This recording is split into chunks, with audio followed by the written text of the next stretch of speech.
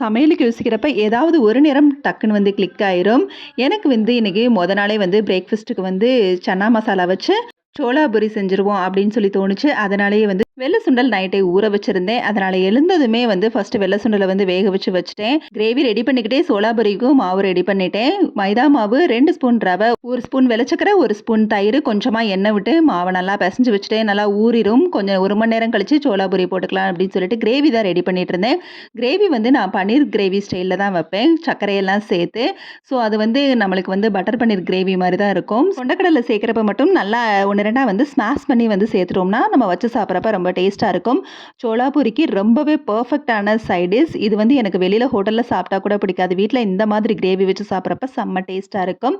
பிரேக்ஃபாஸ்ட்ட முடிச்சுட்டு, kitchen cleaning முடிச்சுட்டு, மாவும் வந்து ரெடி பண்ணி வச்சுட்டேன். இது வந்து நம்மளுக்கு கை குடுக்குற மிகப்பெரிய தெய்வம் தான் சொல்லணும் சமையலுக்கு. அடுத்து என்ன லஞ்சுக்கு என்ன செய்யணும்னே தெரியல யோசிக்கணும்.